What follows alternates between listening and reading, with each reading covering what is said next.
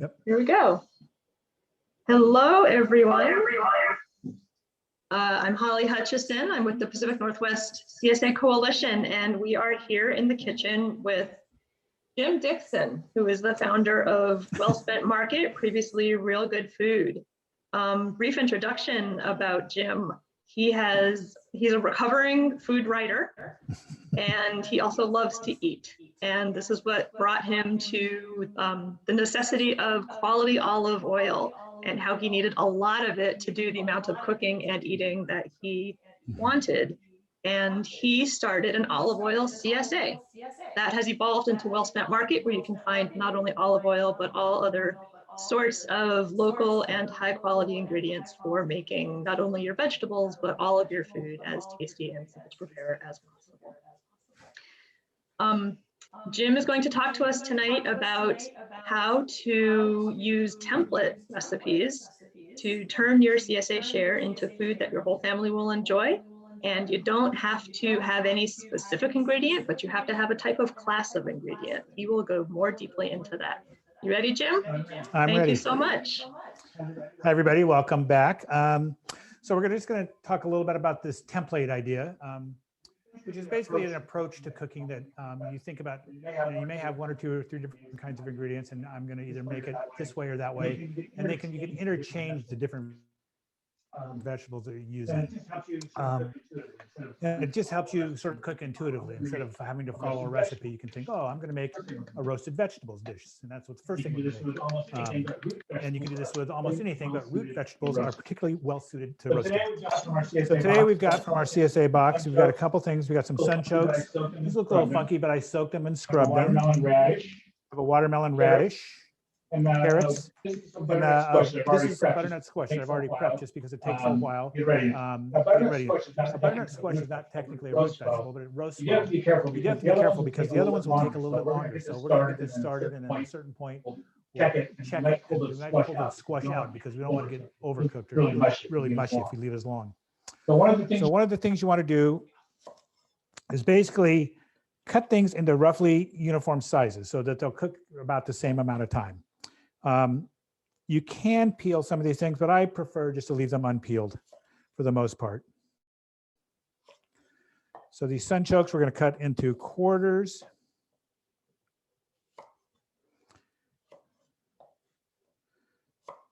The carrots, just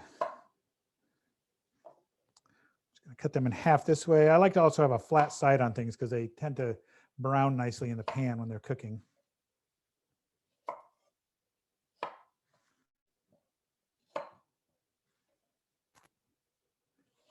Once this way, once this way. The watermelon radish, these are very fun looking. They're often eaten in salads, but they roast up very nicely. I trim the end off, both ends. I'll show you what they look like because they're kind of striking. Very pretty. Cut these into quarters.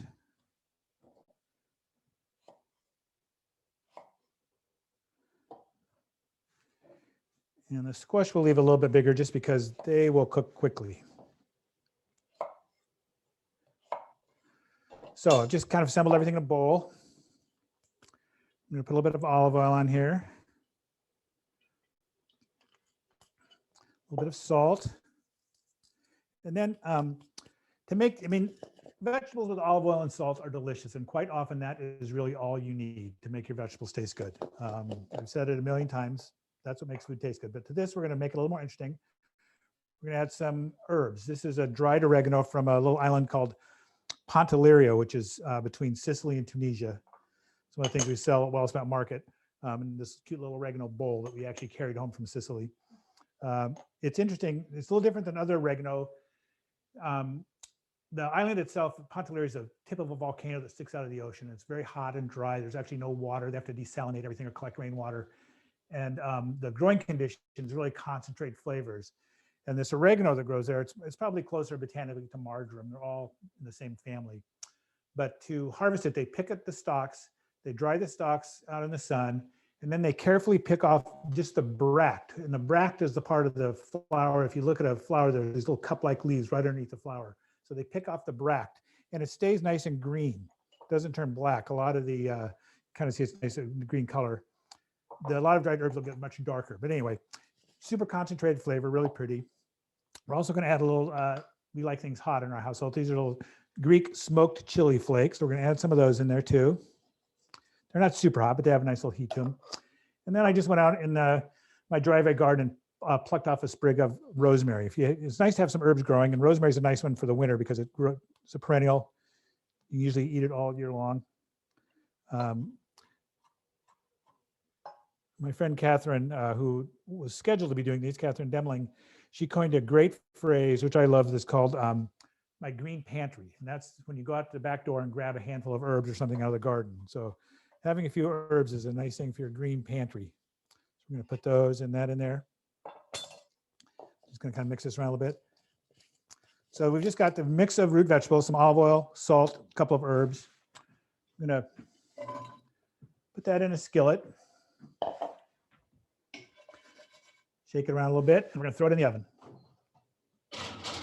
And we're going to come back and check that in a few minutes, or about 20 minutes, to see how it's doing. Because like I said, the squash will cook a little faster, so we don't want to get overcooked. So that is the roasted root vegetable template. And that applies to anything. You can mix all different kinds of things. If you only have one root vegetable, you can just cook it by itself. One thing I like to do with root vegetables, they are edible when they get tender, but I like them to get a little brown, because I think the little caramelized edge. It's kind of, you want to walk the fine line between brown and crispy and really burnt. So you want to keep an eye on it, but I like them a little bit on the more done side when I make those kind of things. All right, the next thing we're going to make is a composed salad, which is basically just a bunch of vegetables and things mixed together, as opposed to a green salad. But it's a great technique for using up vegetables because you can add all kinds of stuff to it. So one part of it is going to be some kind of raw vegetables. And we're going to use, if you watched last Monday, we made this salted cabbage or lightly fermented cabbage. This is just cabbage chopped, mixed with a bit of salt, let it sit out overnight till it ferments very lightly, and then put in the refrigerator in a container, and you can just eat it like that.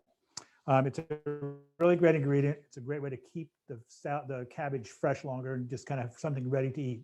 You can eat it right as it is, like we're going to do in the salad, or you can cook it a little bit. It's quite good that way. So we're going to put some cabbage in here.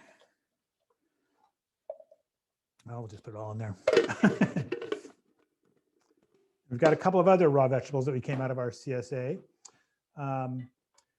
We had a couple of root vegetables. This is grated raw celery root. Celery root could also have gone on the roast vegetable thing, but I like it raw. It's a really nice, great flavor. Grating is a great technique for lots of things you don't think of eating raw. We're going to put some grated winter squash in there too. It makes the pieces small, adds a nice texture and color.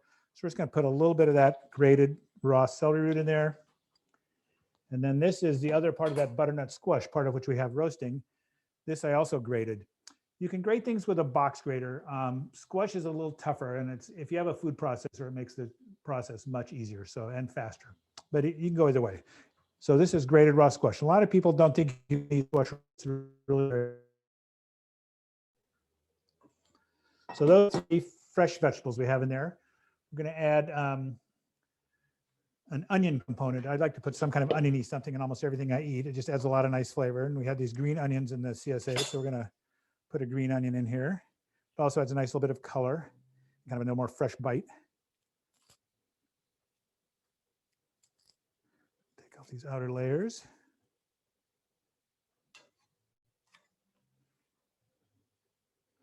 Just slice the green onion.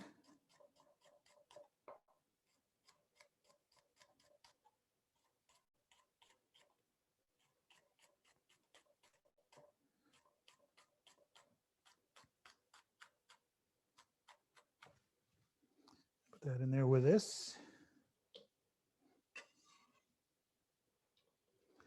And then I also like to put a little, sometimes if I have something lying around, a little bit of some kind of herb.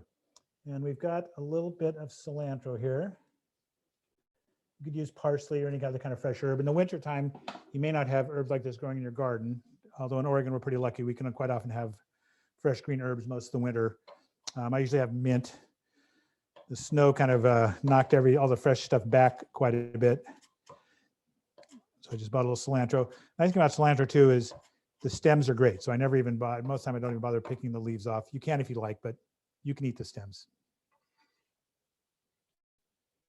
All right. And then just another thing like put into composed salads is some kind of a bean or a grain. So I cooked a couple of different things. This is called naked barley. It's sometimes called hull-less barley. It's pearl barley is what most people are familiar with. And the barley, most barley has a very tough outer hull on it that has to be ground off. That's the pearling process. And it basically removes a lot of the nutrients, and you end up with something that's kind of like white rice. Pearl barley is kind of the barley equivalent of white rice. These naked barleys have, they're without their whole grain, and they have a really nice texture, crunch.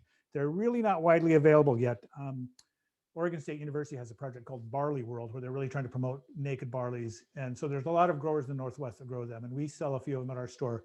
This is one that's called Purple Valley Barley. A lot of the barley growers like puns, and there's one called Buck Naked Barley, another one called Streaker. But this one has, it's got a kind of a purplish color. And these are really nice to have in your refrigerator. You can, you know, this is probably half a cup of uncooked barley. Just simmer it in salted water for about 45 minutes so it gets tender, but still retains a crunch. So we're gonna put a little bit of that in our salad. They had a nice little textural contrast to the vegetables. And you could call that good, but I thought I'd add a little bit more. So I also cooked some locally grown, or no, these are Sicilian lentils. We carry lentils from both Sicily and low grown lentils. Lentils are kind of diverse, but the main is for the ones that are called decorticated and non-decorticated. Those are big long words for taking the outer hull off. Typically red lentils, the bright green lentils, the kind of things you use to make dal have had the hulls removed and they get real soft and mushy. Typically brown lentils, the French green lentils have the hull on and they retain a little bit of a bite, and they stay individual lentils. You can see they're not all mushy. And they have a very nice texture. They had a nice bit of contrast to the salad. So we'll put some of those in there. What? Talk about how you cook the hull-less barley. Yes, so the hull-less barley is just, like I said, you just simmer it in salted water. And I never measure, I just put some in a pan, make sure it's covered with water, put in a handful of salt, or a good pinch of salt, adds enough little flavor to it. And bring it to a boil, turn it down and simmer it. Covered or uncovered doesn't really matter, just as long as you keep it covered with water until it gets tender. And then you can just drain the extra water off. Lentils, they're usually, for these non-decorticated lentils, the kind with the hull on, it's usually about 1 part lentil, 3 part water, and salt. And bring them, same thing, bring them to a boil, turn them down to a simmer. Typically I cook lentils uncovered. I don't think it really matters, but just cook them until they're tender, and usually until most of the water is gone. And if that 1 to 3, you should be in pretty good shape. You can also just soak lentils in water for overnight or for a few hours and drain them till they're very dry, and then pan fry them and you have a nice crispy little lentil condiment, which is a nice thing to add to salads. All right, and then one other thing, part of the template, which I think is a nice thing to add to a composed salad like this, is something pickly. So we've got a little bit of nice Northwest project, Mama Lil's peppers. So we're just gonna throw a few of those in there. Actually, I think I'll cut these up just a little bit because they're kind of big. And if you have, you could do kimchi, just plain old pickles. You could do a quick pickled red onion. Any kind of little pickly element is a nice thing to add to salad. And these are all the kind of things that you can have ready to go to the refrigerator. You can throw in together to make a quick salad. These peppers also add a nice little dash of color. All right, so that's that. Now for the dressing for this, I need to get another bowl here. Just excuse me for a minute.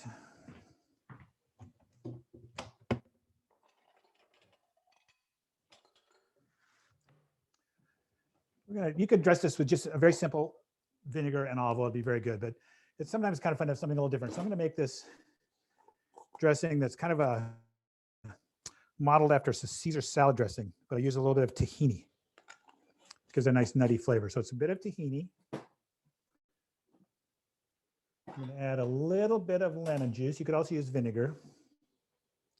Something acidic. The basics of salad dressing, your oil and vinegar salad dressing is basically 1 part vinegar and 3 parts oil. So the lemon juice here kind of stands in for the vinegar.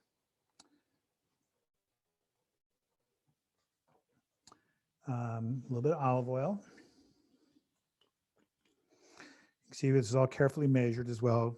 After a while, you get used to just eyeballing things. You can just kind of, you can look in the bowl and you can, if you see a little spoonful of vinegar, you can kind of like, well, I'm going to pour about 3 times as much olive oil in there. And these, to give them the Caesar flavor, you could take some fresh garlic and some anchovies and grind them together in a mortar and pestle. That's kind of a more traditional approach.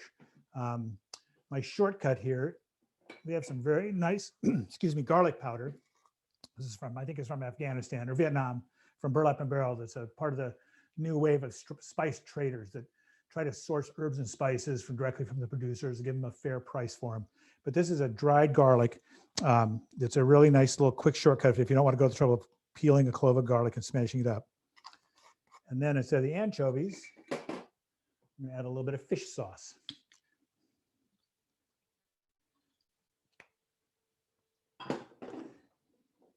We'll stir this all up.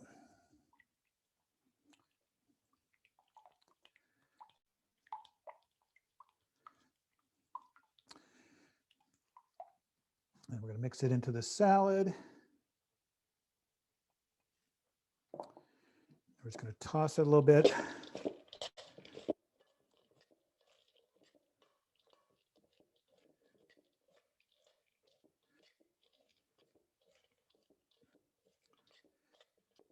So you get a nice salad. Let me plate this so it looks a little better.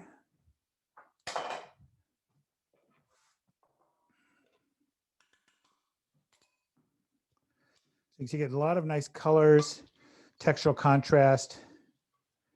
It's a really pretty little salad. And these also keep very well. I like to make big compost salads and put them in the refrigerator and let them sit for a few days.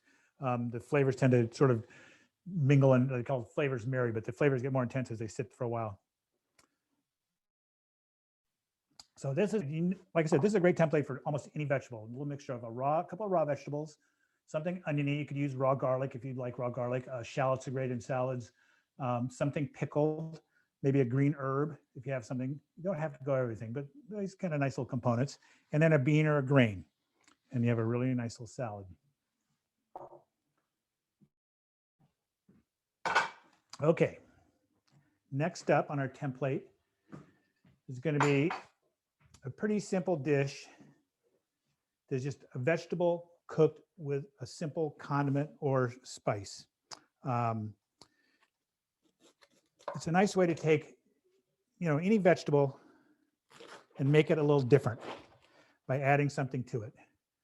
So once again, we'll do my favorite vegetable, cabbage.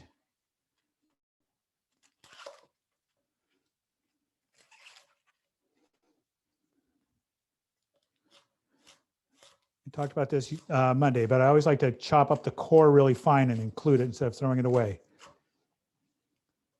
I have this philosophy, if it's edible, you should eat it.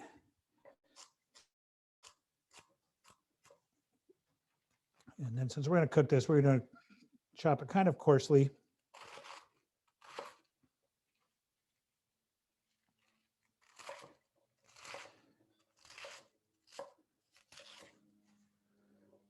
Here. This is a really nice Savoy cabbage. It's got that nice wrinkly quality to it.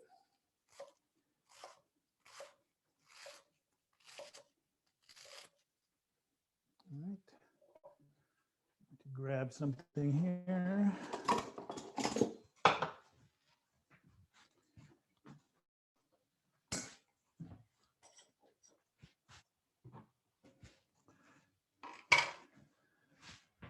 So we got the cabbage chopped up. Heat up a little bit of olive oil.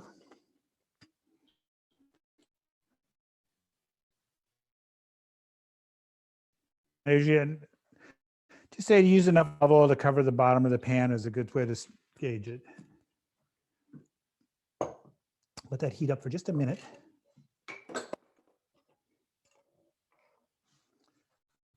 Set this out of the way as well.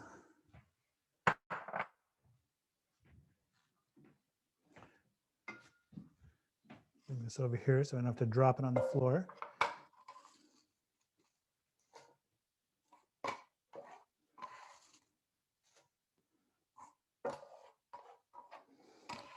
Another of my favorite kitchen tools. They call this a bench scraper, a dough knife used by bakers a lot to scrape up dough, but it's also very good for transferring vegetables from a cutting board to a cooking vessel or pan. Get that started. Cabbage with a little pinch of salt. And while that gets started, I'm not going to add a leek to it. Leeks are another member of the onion family. They have a really nice flavor. They're a little more mellow than a white onion, but they're this time of year, you're probably going to find them in your CSA box. The main thing to know about leeks, when you clean them, keep the root end attached and split them down the middle like this. Because the leeks, to keep the lower part white, the farmers will mound dirt around the base. And so quite often you'll get a bit of dirt underneath these upper leaves. This one is very clean, which is very nice. Very little dirt. You can see a little bit in here. This is very common. Sometimes you have big clumps of dirt up in here. And you can just run them under running water to rinse that out. I usually pull off these couple of outer layers like that. And then I'll look at the leek itself, and you can kind of see where it changes from white to green here on the outer leaves. And these are a little soft yellow. I'll trim that part off right there. And we'll do the same to this one. We'll take the outer ones off. Check for dirt, not bad. Cut this outer part off. Set those aside, and then lay it flat side down like this. Just slice it.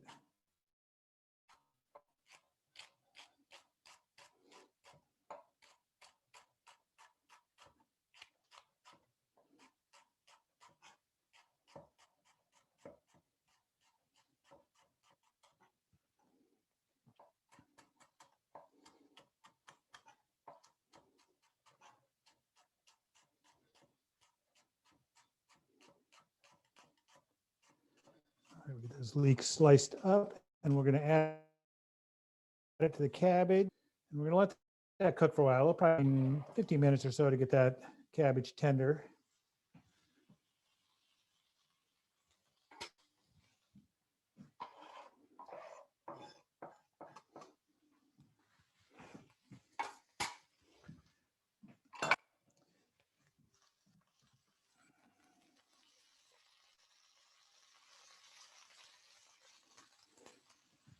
So like I said, quite often when I cook a vegetable like cabbage or something, a cabbage and onion, I'll just make it very simple, just with olive oil and salt. And I like it that way. Sometimes a hit of acid, but for tonight, we're going to add a condiment. When it's done, we'll add it, not while it's cooking, but when it's finished.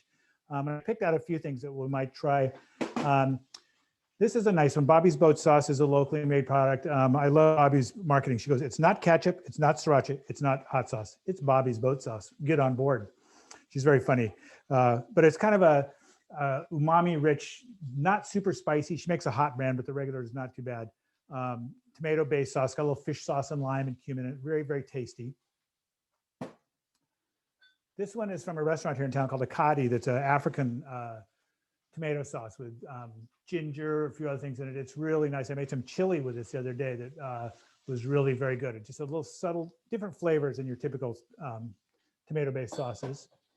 But I think when we get ready, when this is done, I think we'll use this one. This is another Portland-based product, Hot Mama Salsas. Makes a really great line of salsas, sells at the farmer's market. You may have seen her at the King Market, a couple of other markets. And this is a chili oil type things. Chili oils, chili crisps are very popular. There's both Asian styles, and in Mexico, they're called salsa machas. And they're the same kind of thing. They're oils with seeds and nuts and chilies and quite often fried garlic. This one has a little bit of coffee in it. It gives a really nice flavor. It's labeled medium hot. It's relatively spicy. So it's kind of thing, if you like hot food, it's good to put on there. Okay, so while that cabbage is cooking, we're going to start on our next item. And this is one of my favorite recipe templates. This is something I make probably every week of one form or another. And we just call them fritters. I started making these. There's a really great cookbook called Red, White, and Greens. It's out of print, but you can find it used. It's Italian vegetable cooking.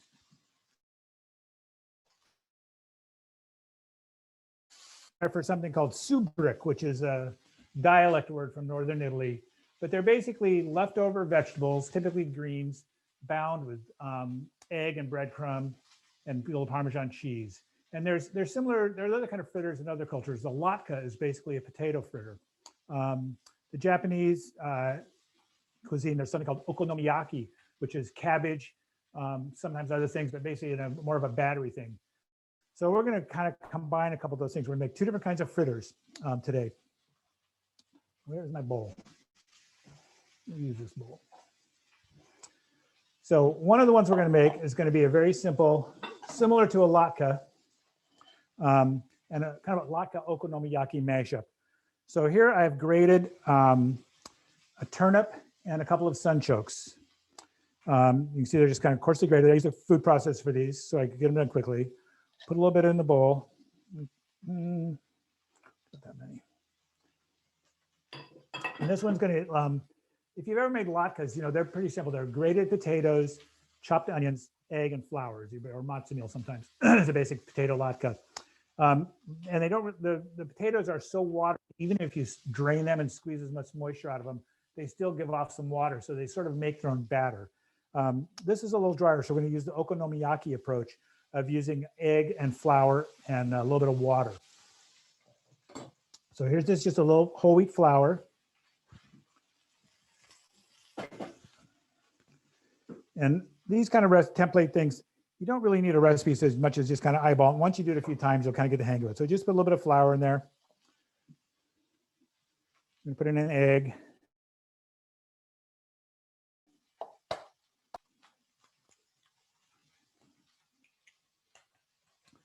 And we're going to put in a little water. The Japanese, the okonomiyaki uses dashi. And this is just a jar of instant dashi powder. Dashi is the stuff made from kombu. It's a piece of kelp and dried shaved bonita flakes. And it's very simple to make at home. You can make it from scratch. It takes about a half hour. Just most of the time just sitting there seeping. But many, many cooks use instant dashi. And it's a really great little product. Adds a nice little bit of flavor. And you can just kind of mix them in some water. Maybe not that much.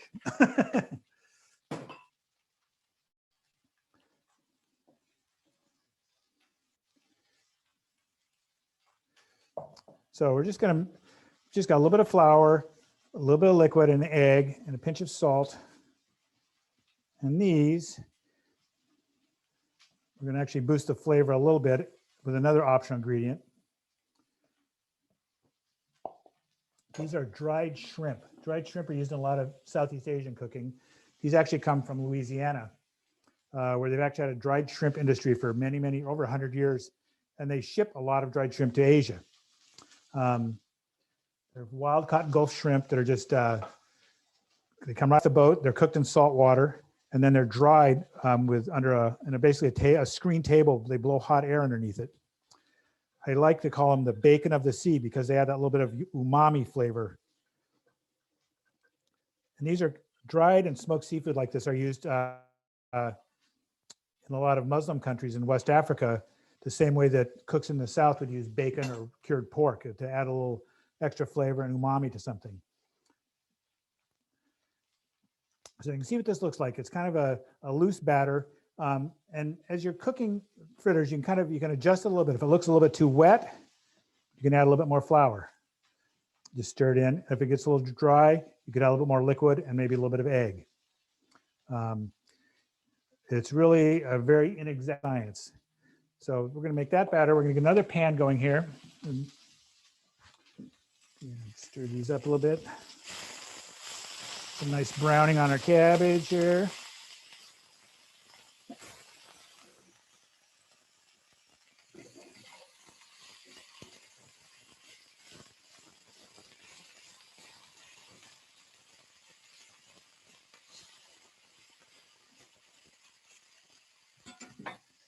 I'm going to add a touch of olive oil to our cabbage.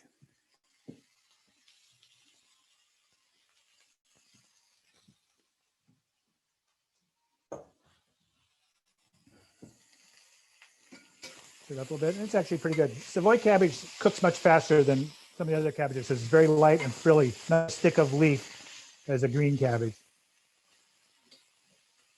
We're going to take this up to heat and let it cool off a little bit. And we'll put the chili oil in a minute. And we're going to add another pan to this burner.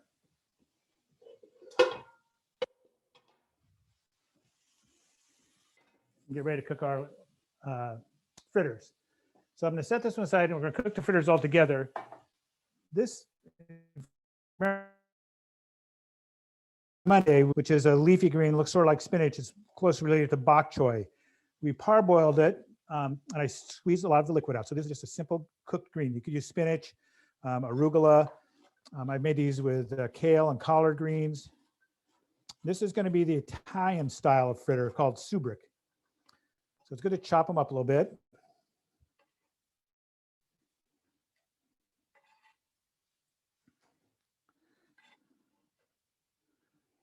We're going to kind of classic approach to these.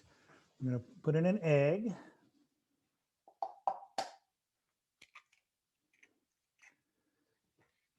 Instead of flour, we're going to use breadcrumbs. Breadcrumbs are a great thing to have in the house. And I typically, if I get down close to the end of a loaf of bread and it's getting kind of stale, I'll slice it, cut it into cubes, and lay it on the counter in a bowl and just let it dry out. In a hurry, you can do the same thing and put it in the oven for a while, and then grind it up in your food processor. And they'll keep pretty much forever. And they're nice to have. They add crunch to things. And in southern Italy, it's called pane gratinato. It's used instead of cheese because it's much cheaper than expensive cheese. And you can brown out a little olive oil and put it on top of pasta dressings. But it's a really nice adds a little bit of crunch and helps these stick together and brown nicely. So we're just going to put a little bit in there. We're also going to add a little bit of grated Parmigiano. I'm going to grate it down here someplace. There it is.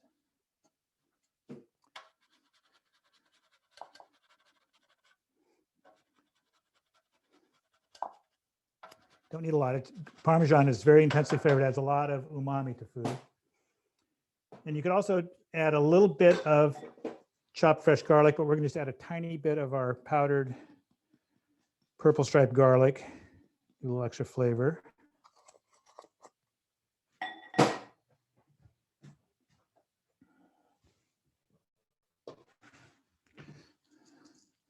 And then just kind of mix the greens, beat in the egg, and it'll look a little loose. This one may need a little more breadcrumbs. And it's, again, you can kind of adjust the batter as you go. So if you've ever made latkes, you know quite often as you're making the latkes, the batter will get a little more watery as the potatoes give out water, and you have to add a little more flour to them. So we have a nice hot pan over here.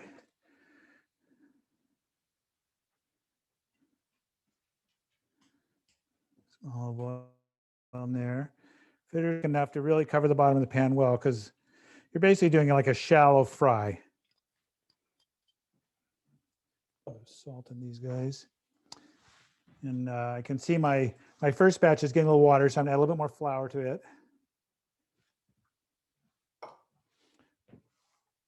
And then to make the fritters, you basically just take a little scoop of the batter, put it in hot oil, kind of gently flatten it down a little bit.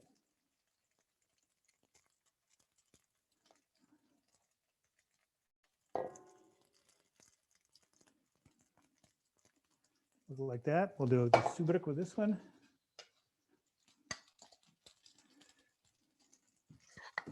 Same thing, just put a little bit of drop of batter in there. Kind of gently shape it.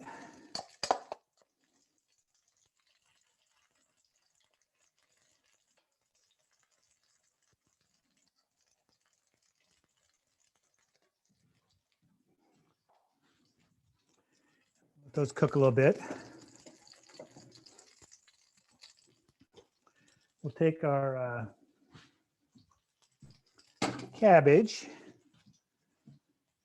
add a little bit of this hot chili oil to it. Utensil.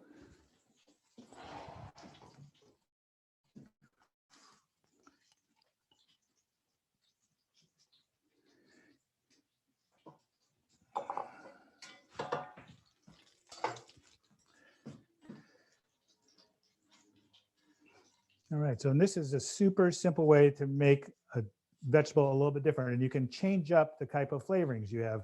This one is kind of like I said, it's based on a Mexican salsa macha, so it's got that little kind of chili heat, Mexican spices. The coffee gives it a nice sort of not exactly bitter undertone, more of a nuttiness. You could have this one night. The next night you could make it with like the Bobby's boat sauce or tomato sauce or something else. And just the same vegetable can have two different flavors that way. And these are great served as a side dish. You could serve this over rice or pasta. Very, very tasty. Back to our fritter production over here. Kind of gently loosen them a little bit. See, it's like slide here. We'll take a peek. They're getting brown.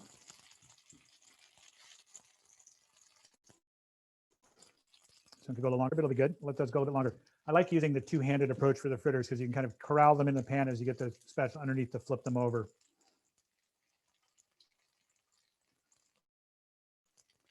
For a long time, I just called these fried green things when we used to make them for our kids. But they're really nice, great way to start a dinner party. You can be making these while your guests are arriving, hanging out and eating them in the kitchen. When we get to that point when we can all gather in the kitchen again, that is. Or outside. All right, let's flip over our green ones. Those can do brown a little bit longer.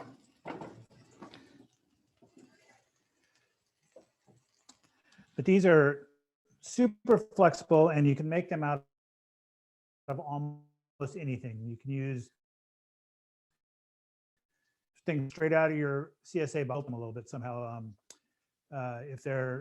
When they're raw, the greens tend to be a little springy and they don't hold together. And as they cook, they're going to wilt down. They won't hold their shape. So like I said, just drop them in boiling water for a minute to soften them up, chop them and use them in a soubrick. Grated harder vegetables like this. If you have leftover things, leftover vegetables are great to make into fritters.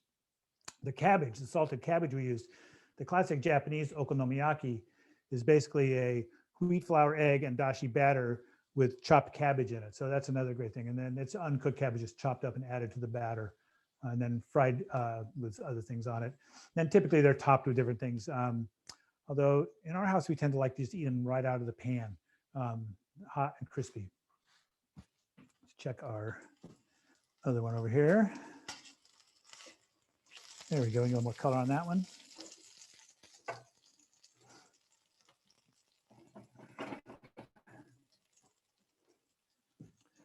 Put this on a platter. See what this looks like.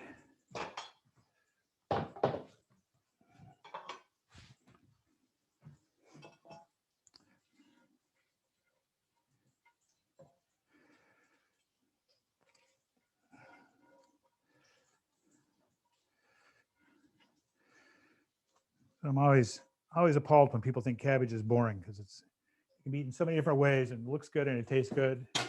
And it's really a fascinating vegetable. So it's, like I said, it's my favorite thing. I cook it probably twice a week. I eat cabbage here. Well, have we got any questions, Holly, while we're, all right, well, keep working on our fritters here.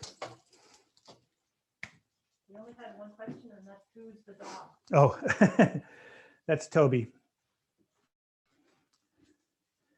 Toby will come into the kitchen as soon as he hears the sound of the knife on the cutting.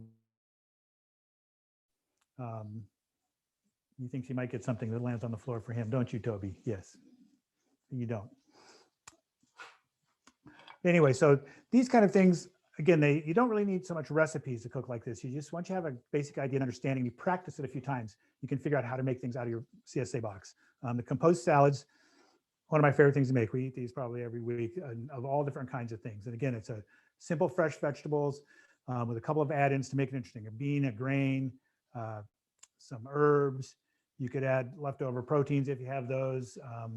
You could top that with a fried egg is not a bad way to go either if you eat eggs. The roasted root vegetables, let's check on those actually, because they're probably about ready.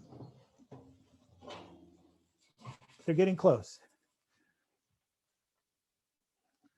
We'll look at these. They've got a little ways to go. I like to poke them with a knife. You can see how tender they're getting. But roasting vegetables is another great thing. And you can see these are these are probably edible, but they're really like them. Yeah, you can probably see them a little better in this angle. You can see they're getting a little bit of color on them, but not quite there yet.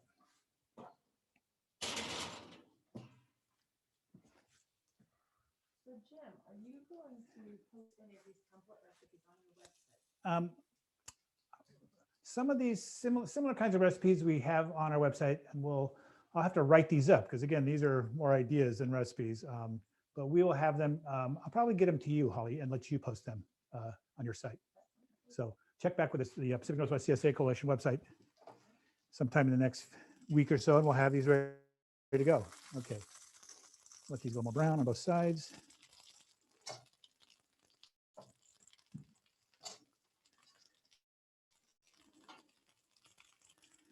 The other thing I like to do with these fritters, I've done it before with latkes as out of it. It's a great sandwich, like the Indian fried potato snacks that they put on a soft bun are good like that. They also, if you make, usually I make a pretty big batch of these just because it's a little bit of a production. They keep quite well. You can just reheat them in a hot pan or put them in the oven, but they'll keep for several days.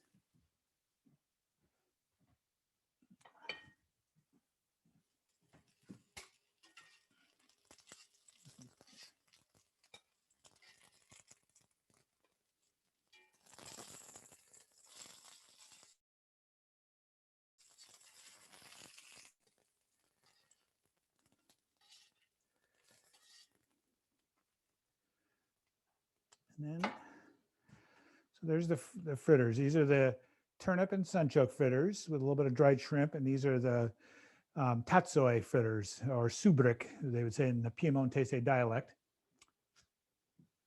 So do you eat the fritters with any condiments? The fritters, I just kind of like to eat them plain, maybe with a crumble of salt on them.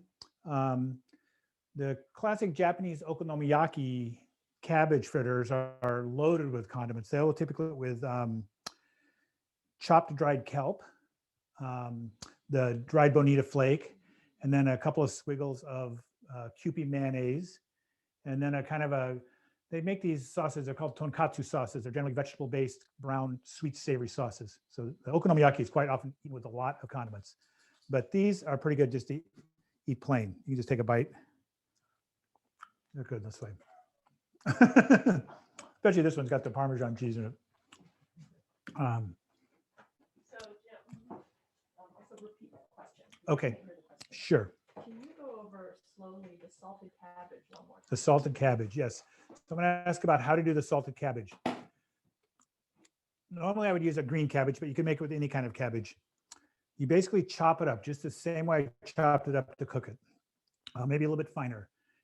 Weigh out the cabbage. It's kind of like making sauerkraut, if you've ever made sauerkraut. You weigh the cabbage and you want to calculate 2% by weight of salt. The other day when we made this, we had a very nicely 500 gram cabbage, so it was very easy. We used half of it, 250 grams. 5% of that was 5 grams. So it requires a kitchen scale to be more accurate. You can also just kind of err on the side of not as much salt. And you don't want it to be super salty, but you chop the cabbage, you put in the salt, and I use a fine sea salt. That's what this salt right here is, a fine sea salt.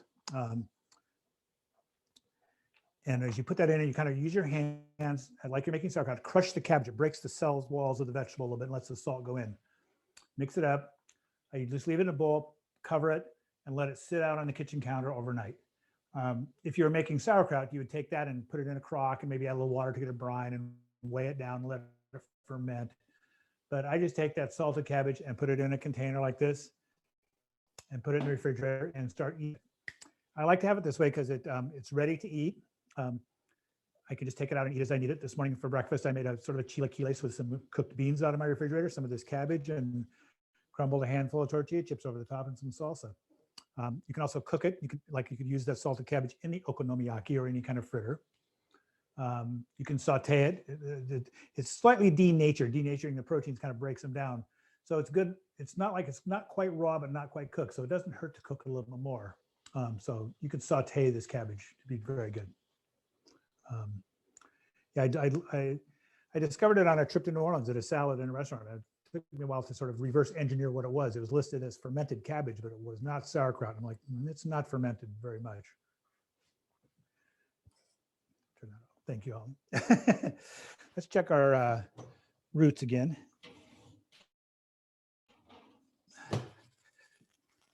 These are getting closer. The carrots.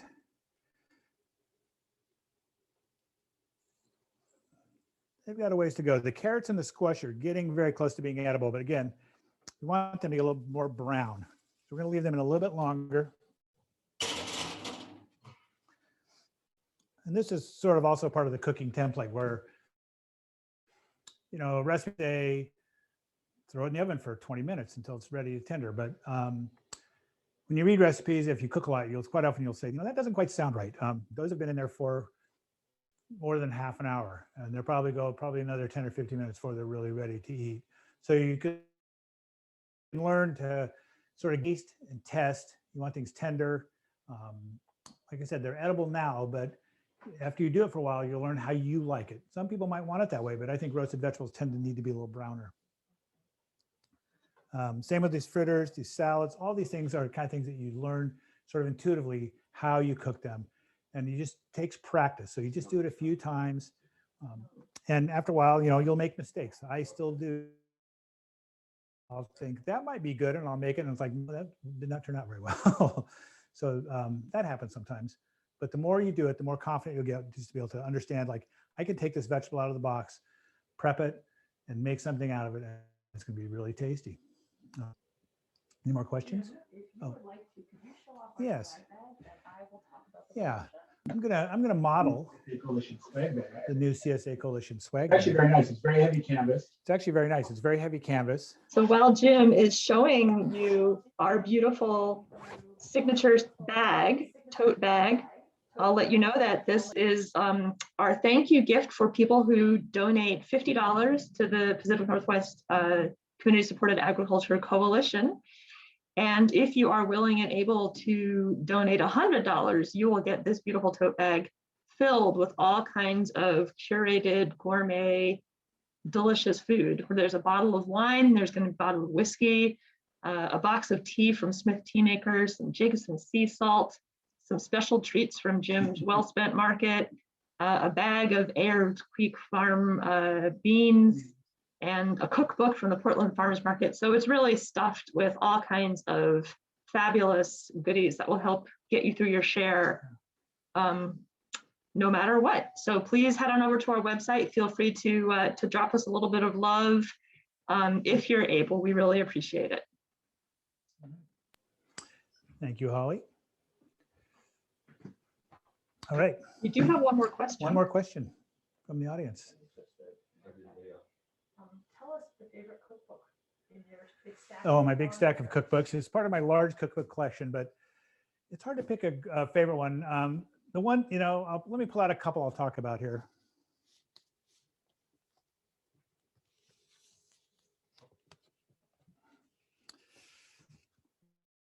You've probably already heard of this cookbook. Came out a couple years ago. Salt, Fat, Acid, Heat. And if you want to learn this kind of intuitive cooking, this is the best place to start. Samin Nasrat was, she cooked at Chez Panisse back in the day. She has taught quite a few celebrities how to cook, but she kind of goes through the basic elements of what makes food taste good. And this is what makes food taste good: salt, fat, acid, and heat. It's how you transform things. Salt is a flavor enhancer. It brings out flavor in food. And food without salt, it just is kind of lifeless. Fat conveys flavor. A lot of flavor molecules are fat soluble.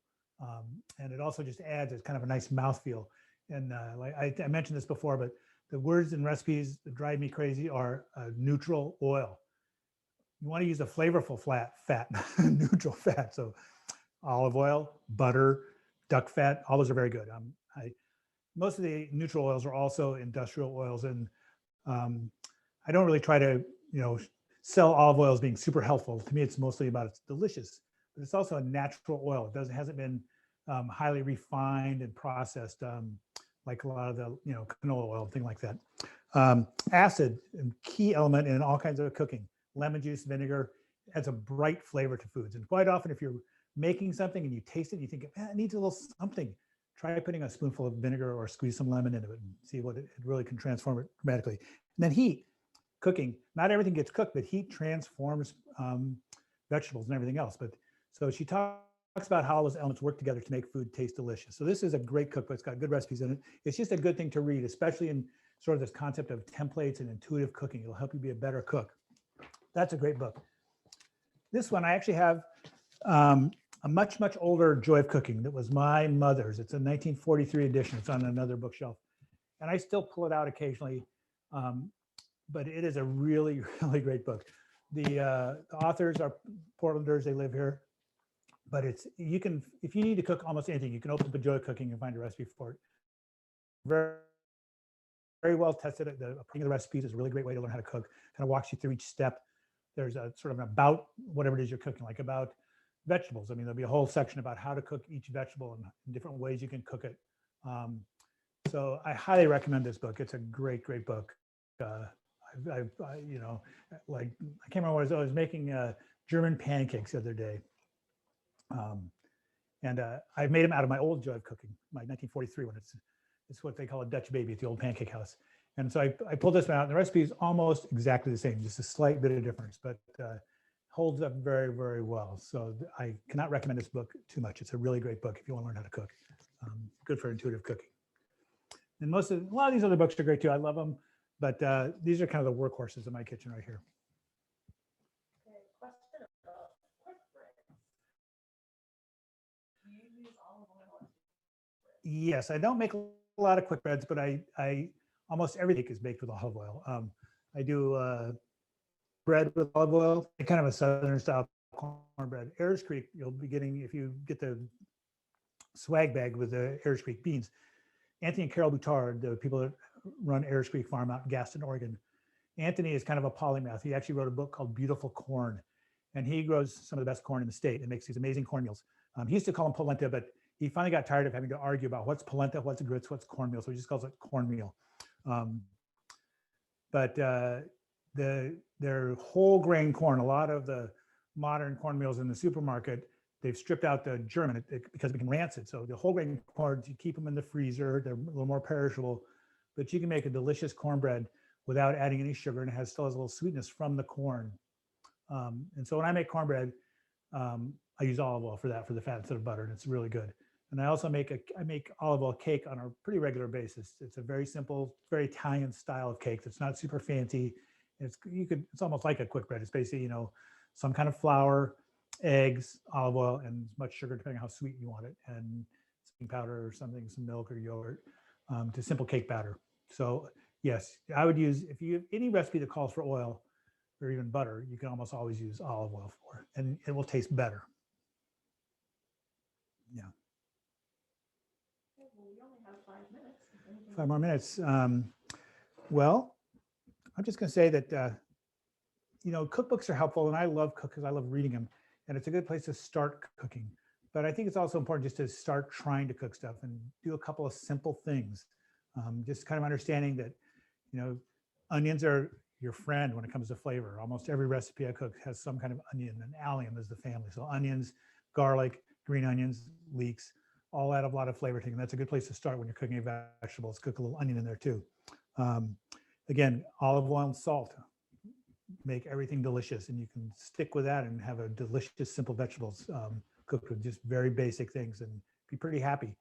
And then you can play around with different extra things. Add one spice, add one condiment, you know, put in a shot of soy sauce, add a little vinegar to most things, give them a little bright flavor, and just play around with it. You know, start off slowly, don't use too much at each time, and you can see how they taste and how things taste differently if you do it a little differently. Cabbage, I'm going to talk about cabbage all the time, but you can cook cabbage like this so it gets kind of brown and crispy. You can add a little liquid and cover it and turn it down very low and let it simmer for a long time, what they call smothered cabbage. Gets very soft. So you can see how different vegetables get to have different characteristics depending on how they're cooked and what they're cooked with. But the main thing is I think vegetables are the most interesting thing to cook. Meat, I eat everything. I was a restaurant reviewer for many years, and I'm an omnivore. But meat is kind of one-dimensional to me. I mean, I use it mostly as a flavor element. more than anything else. But vegetables, there's so many different things you can do with vegetables. You never get tired of cooking them. So I hope you have a good CSA box coming up. Close-ups. Let me get the food over here. What's the best place to put it? Right here in front or over this one? Actually, right there. Yeah, right there. So here's a close-up. This is the salad. How's that looking there, camera operators? It's good. So this is the composed salad. You can see all the elements. It gets a nice bit of color, not too heavily dressed. And again, you could make a complicated dressing like the one that we made, or you could do just oil and vinegar, and it'd be very good. Sometimes I add a little bit of sweetener to things too, because sugar, maligned as much as it is also a flavor enhancer. And a small amount of sweetener, could be honey, date syrup, there's all different kinds of sweeteners, can also bring out a little bit more flavor in something. So a little sweetener, but this is, I like the way this salad looks. It's got the green, the light green of the cabbage. It's got the little pops of color from the pickled mama lils and the squash, and the crunch and texture of the grain and lentils. This is a very tasty salad. I'll be eating this soon. Take a look at the cabbage. That position of the food is perfect. Okay. So the cabbage, we got it nice and brown, which again, I like. It's another thing I like about cabbage. You can cook it pretty hard. Most of the brassica family, the cabbage family, which includes Brussels sprouts, cauliflower, they can take some heat and take on a little bit of color. And the color of food, there's a caramelization and a Maillard reaction, are both a couple of things that heat does to food that add flavor and texture to it to make it even more delicious, in our opinion. So I like the cabbage like this, but again, you can make it soft.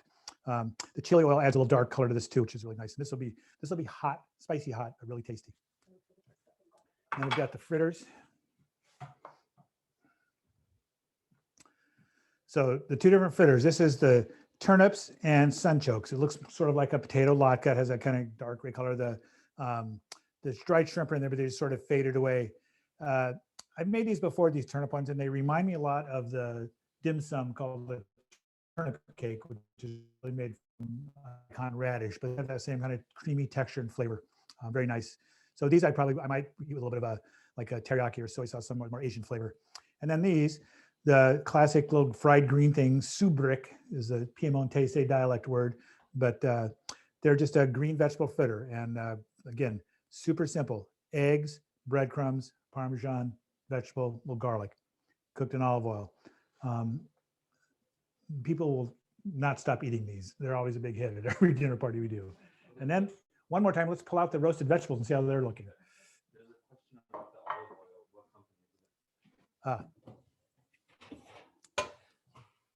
company is it? So someone asked a question about the olive oil. And this is, Real Good Food is our business. We just recently changed the name to Wellspent Market. It's a long story, but this is an oil that we import directly from Sicily. It's made by a cooperative of about 900 families on the southwest coast of Sicily. There's a lot of small landowners, agricultural co-ops, just because of the long tradition of absentee landowners in Italy. But so they pool all their fruit and make olive oil. It's a classic Sicilian oil made from 3 different types of olives that grow on the island. Most Italian oils are made from blends, because there might be one olive that has a certain flavor, one that has a little more production. But it's a really nice oil. And we directly import 5 different oils from Italy. And again, I started this business so I'd have an endless supply for myself, and I could go to Italy more often. But you can see those on our website. So here's the vegetables. They're getting a little better. I think they probably got a little bit longer to go. Yeah, it's a little crunchy.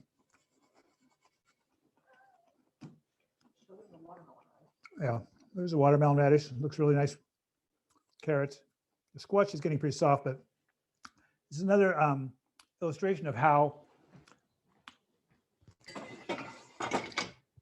you have to sort of use your own senses to taste, smell, see how things are coming out, and get them the way you want them. If the recipe says roast your vegetables on a sheet pan for 30 minutes and you pull them out and they're not very satisfying because they're not done, you might not make that recipe again. But if you taste them and think, I want those to be softer, bring out the sweetness in them when they get a little more cooked, put them back in the oven and check them a little more often, and they'll taste much better. All right, well, I think our time is about up.